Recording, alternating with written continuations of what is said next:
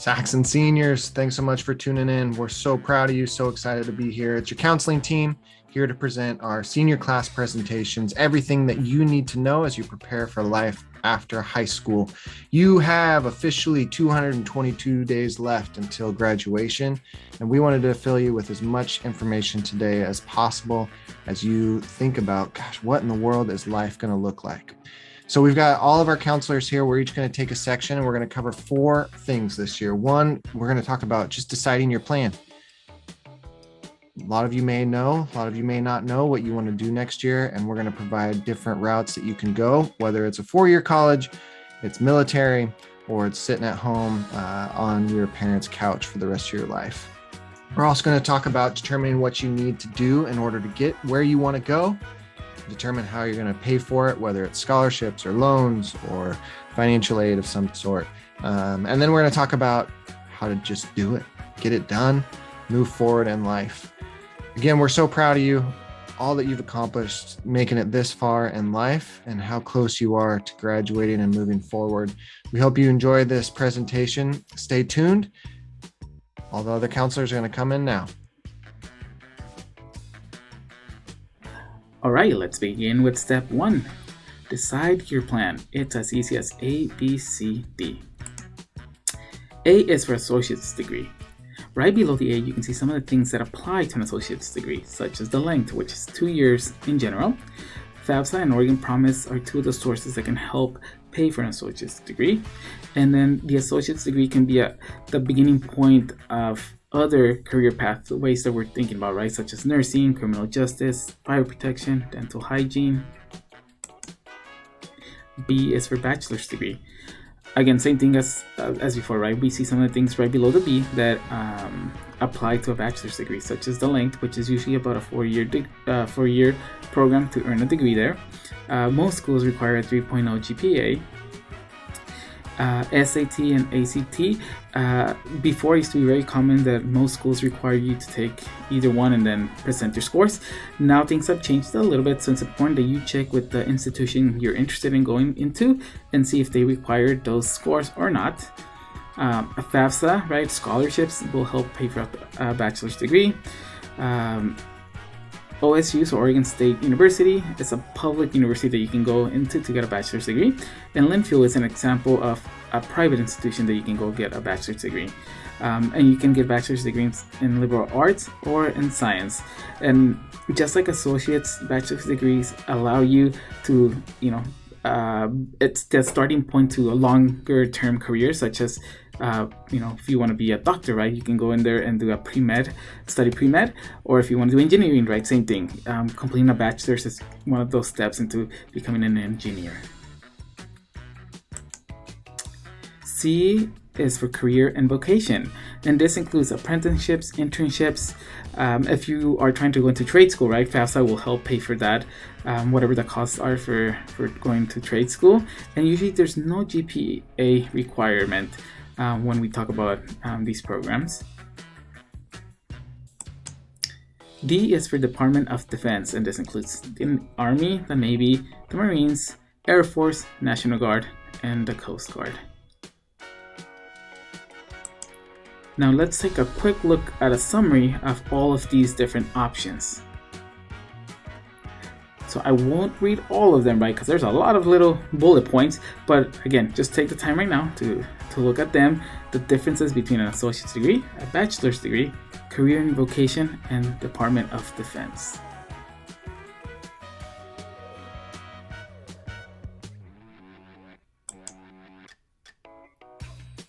Now let's pause and plan for a little bit. Do you identify more with the A, B, C, or D path? And why?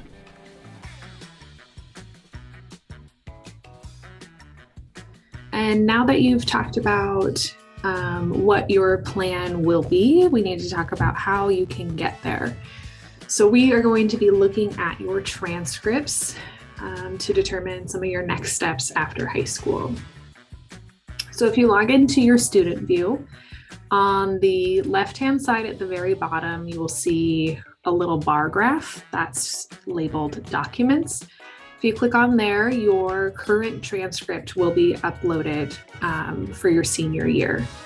Some things that we will talk about today is how to check your overall credit totals, how to check your GPA, unweighted and weighted if that applies to you, how to check the total number of core classes that you have credits for, and then checking your grades for those core classes as well. So these are some screenshots from a South transcript. And some things to notice about this is you can see every class the student has taken in high school with all their letter grades for each semester or quarter when we were in distance learning. You'll notice for this student, their sophomore year, second semester, right at the top center, all the classes have P's for them. When school shut down in March 2020, all students were given either a P for pass or an NE for no evidence. None of those grades impact a student's GPA. You can find your GPA at the very bottom of your transcript. You'll notice that there is an unweighted GPA and a weighted GPA.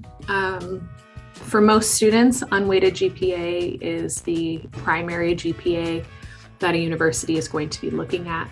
A student may have a different weighted GPA if they've taken classes or IB classes that have a different weighted value. GPAs are on a 4-point scale, so this student has a 3.68 GPA out of 4.0 for unweighted. You'll also notice on that far right-hand side is the graduation requirements credit summary. That is how you get out of high school. So in there, we want to make sure that you have a plan for every credit that you need. As you look at your schedules for this year, we want to make sure that you have classes scheduled for all the credits you need senior year. This student only needs 1 credit of English, so it would be really important for them to be in a year of English this year. If you have questions about your plan, if you look at your transcript and you're not sure how you're going to get the credits you need, please reach out to your counselor. We are familiar with all of your plans for senior year, and we'd love to talk to you about how you can graduate this year. You'll also notice right under that, it says graduation requirements test history. For seniors in the class of 2022, all essential skills have been waived. If you had already passed it through work samples prior to this year, you may notice that it says NAT or something like that, but know that those are not required for you this year. What is required is something called personalized learning. We at South call it a PEP, and we are going to do your PEP today. So I want you to hear really clearly that at the end of this presentation, you are going to complete your PEP, which is a graduation requirement. So please pay attention and complete that Google survey when we share it with you at the end of this presentation today. The last thing that I want to point out on here is if you have done any grade repair in high school. So say you failed a class during freshman year when you were still figuring out how high school works, and then you retook it last year as a junior. You want to make sure that that first grade, which was originally an F, has changed to an NG, which stands for no grade. If you know that you retook a class for grade repair, but you still see it as showing as an F on your transcript, please reach out to your counselor. That's something that has to be manually changed, but we want to make sure that you are credited for that appropriately. Hi everybody, this is Abby Mosqueda, your college and career coach. The College and Career Center will be an important resource for you as seniors. We can help you with a variety of things, including financial aid applications, include your FAFSA, ORSA, scholarships, and Oregon Promise. We can also provide you assistance with resumes, cover letters, job applications, any essays for college and scholarships, and we can also provide you with practice for interviews and among other things. We are located next to the Student Center in room 106. And down below, you will also be able to see my contact information. If you have any questions, you can always feel free to send me an email. We do have a College and Career Center website. You will be able to get to our website by going to the South Main website, scrolling down to the quick links section, and then clicking on the College and Career Center link on there.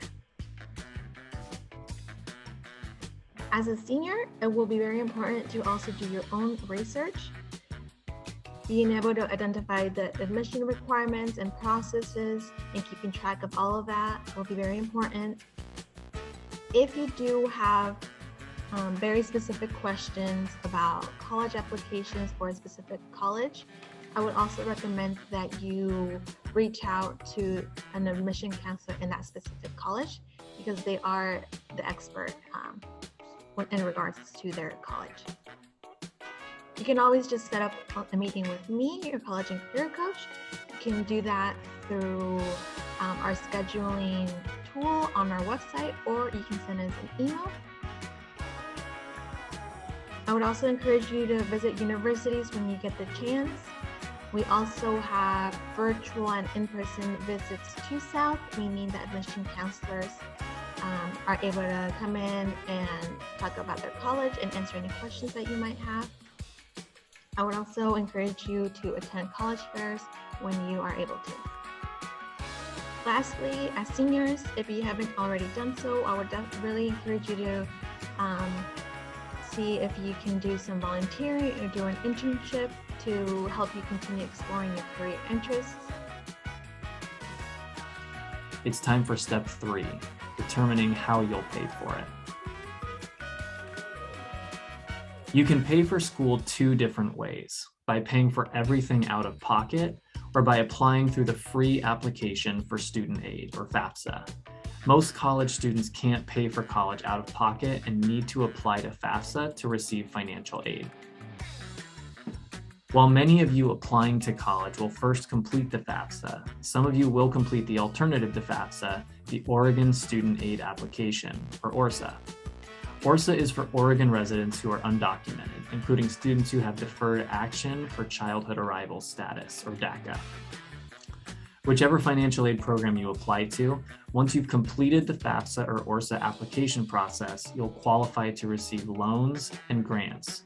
The main difference between a loan and a grant is repayment. A loan requires you to repay this money you borrow, whereas a grant does not. Grants are essentially a gift. In other words, they're non-repayable, which is a good thing. Just remember that to receive a loan or a grant for college, you must first complete the FAFSA. You gained access to FAFSA as of October 1st, and we recommend that if you have any questions about how to apply, that you visit Abby Mosqueda in the College and Career Center in room 106. She's our resident expert in all things FAFSA and ORSA related. So now it's time to talk about some action steps, the do it part of your plan. Some of you may need a letter of recommendation from your school counselor to complete your college applications or for a scholarship. And we recommend that you verify first that you do in fact need a letter of recommendation. Some applications do not require them, so just make sure that you actually do need a letter before you take the time to fill out the form. You can go to the school website at southsaxons.com and find our counseling and health center link over on the left.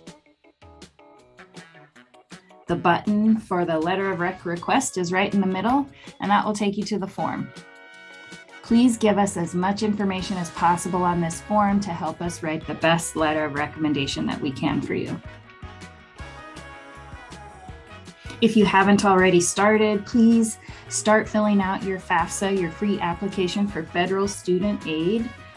If you have questions or you need help, definitely access the College and Career Center for help with that, or you can reach out to any of your counselors. Continue to work hard in school. Make sure you're meeting your graduation requirements. Every year we're asked, how can I improve my GPA? And the easy answer is earn as many A's as possible from here forward. So keep working hard. You may also need an SAT or ACT score. You might not. A lot of schools are going test optional, which means they don't require it. So again, I would verify if you do need these scores, and if so, get those exams scheduled and register for those so that can be on your calendar for this fall. Keep filling out your applications for college. Many of you are utilizing the Common application or the Coalition application or even Send EDU. Once you start those, you will need to add your counselor's email and contact info so that we can be your school counselor recommenders. Even if you're not done with your part of the application, please add your school counselor. As soon as you do that, we have access to those applications and we can start completing our parts. We can upload your transcript, your letter of rec, and start filling out the school report information, even if you're not totally done with your part of the application. And then just keep working hard towards graduation. And now,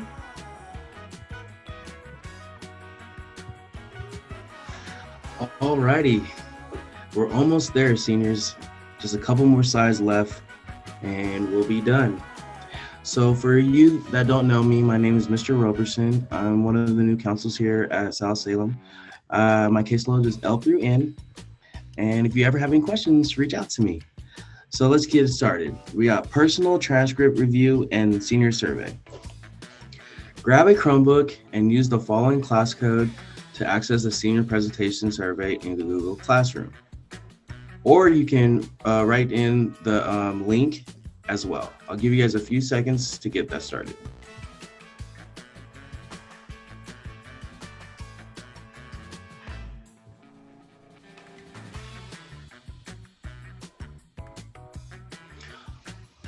Alrighty, so you guys all should have your Chromebook up and ready, and either you wrote in the link or did the class code. So use the next 10 minutes to complete the survey, review your personal transcript, and discuss with the people next to you.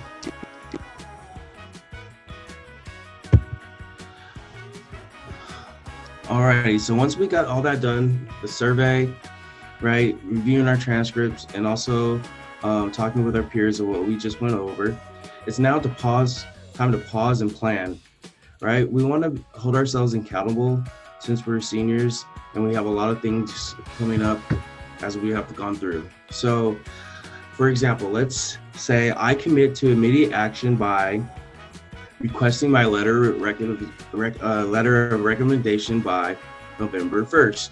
Or for another example, I commit to immediate action by filling out FAFSA by the date of November 28th. We want to do this so we can hold ourselves accountable, since we do have a lot of things that are coming up in the next few months as we get closer to graduation. So if you do hold yourself accountable and give yourself deadlines, it'll be easier to get these things done. Last slide, everybody. If you guys have any questions, please reach out to your counselor so they can be able to help you. We have the link or the code on the page if you need it.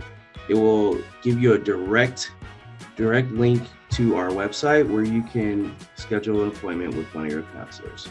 Please do not hesitate to reach out. We are here to help. If you have any questions, go SACS.